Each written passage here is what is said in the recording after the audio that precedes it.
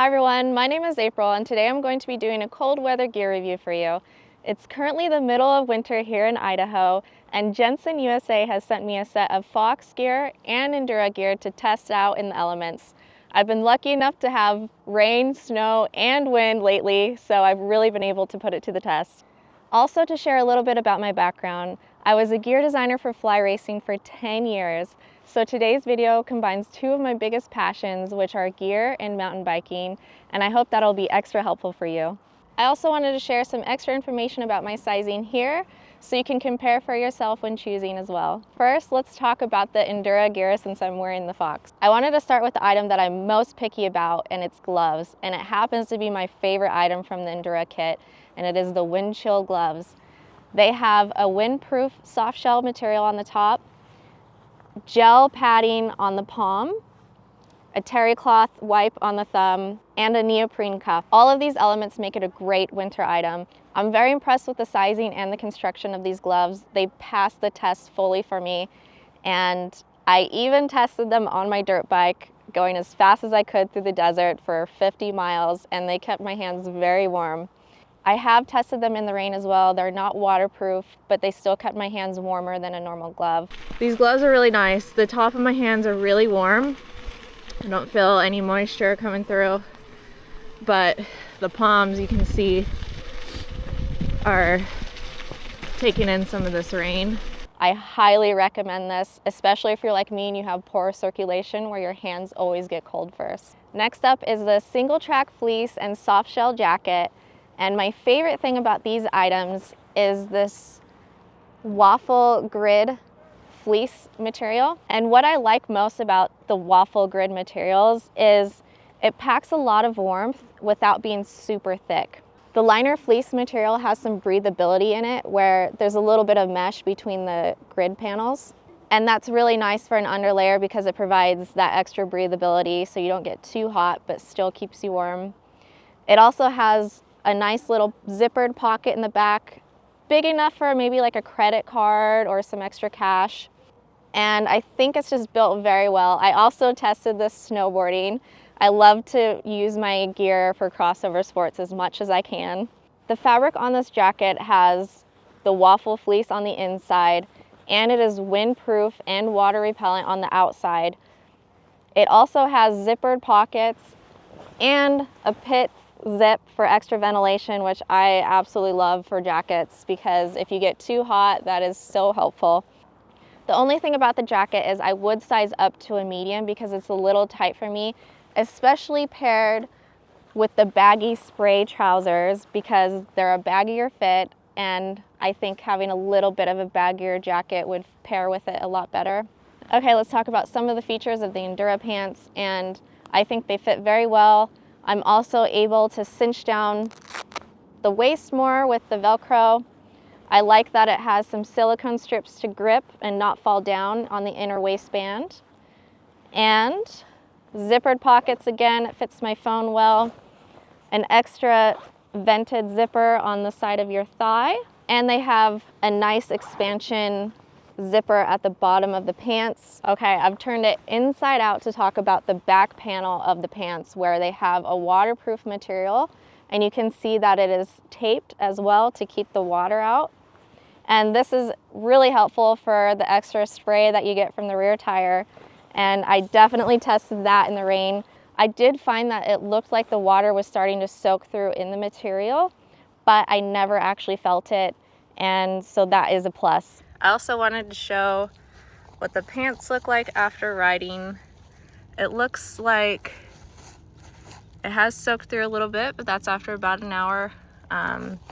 These are waterproof, but I do see some soaking in. I was wearing a chamois, so I didn't feel anything,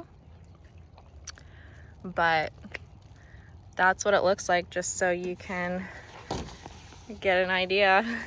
So I just wanted to show the back of the jacket after about an hour of riding. As you can see, the dark spots are where the water is soaking through a little bit, and that's the difference between waterproof and water resistant. So it'll kind of try to brush off, but eventually it will soak in. after a certain amount of time.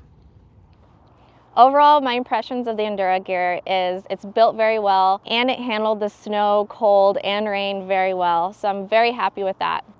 All of the gear was size small and fit me very well. I just would size up for the jacket for the extra comfort. Now let's talk about the Fox gear. Okay, let's go in the same order for the Fox gear, and first up I have the Ranger gloves. These aren't a cold weather item, but they are a bestseller for Fox, and I wore these a lot last year. So I have quite a bit of time in these, and I think they're built very well. The construction and fit is so good. I love the shape of the fingers. The material is really good. I love the soft suede on the thumb. The only few things that I have with this glove is the palms do pill really fast, but it doesn't affect the quality or performance of it. Just a little caveat I have. As well as a personal preference, I do not like a short cuff, but I think there's a lot of people that do, and once I'm riding, I don't even notice, but I do really like these gloves. Okay, next is my favorite item from the Fox kit, which is the Thermal Defend jersey. I love this thing so much because I personally get caught in between not wanting to be too hot or cold on a ride, and this is the perfect item for that. Almost 60 degrees, but there's a cold wind right now, so it feels pretty chilly. It's the classic, do I wear a jacket or not weather? And I feel like this jersey is gonna be perfect for that, so I'll test it out and I will be brave and not bring the jacket to see how I feel, because we're about to climb up a hill that I think is 1,000 feet, so Brittany has told me. And it took us the other day 45 minutes of climbing, so I should get pretty warm for that. And then we'll be at the top just in time for sunset-ish and ride down when it's a little bit cooler, so hopefully this will keep me pretty warm. I rode in this in extremely windy weather, and I stayed warm without a jacket.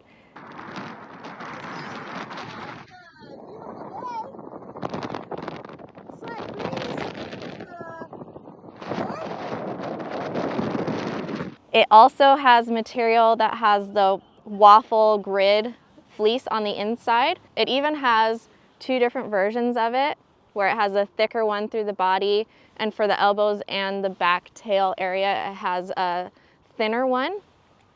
I'm very impressed with the fabrics and the details of this jersey, and this is a really great staple to have, even in spring.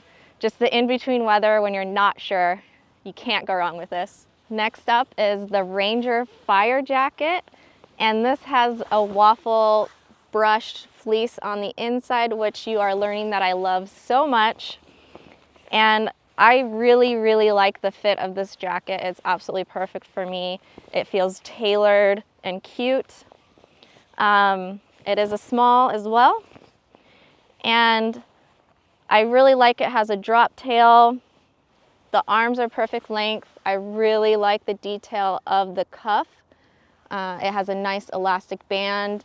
Also, a really cool feature on this jacket that I like is on the inside of the hand pocket, it has a little extra pocket on the inside with the elastic band, and that helps keep my phone perfectly in place so it doesn't accidentally fall out.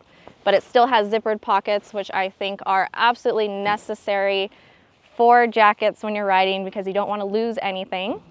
The only thing I would do to make this jacket absolutely perfect is to add some pit zips, but I really like this jacket as well. Next up are the Flexair Pro Pants.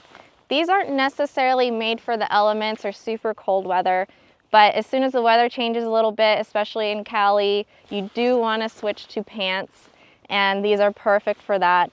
One thing I've always admired about Fox is the extra attention to detail that they always put in their products, which includes things like taping seams, if you can see right here on the waistband, to avoid some stitching on the outside. It makes the gear just look more high-end and sleek, which I really like. Some cool details about this pant are this Dyneema fabric on the knees that adds some extra resistance. It's super stretchy too. The whole pant has 4-way stretch material, which I really like.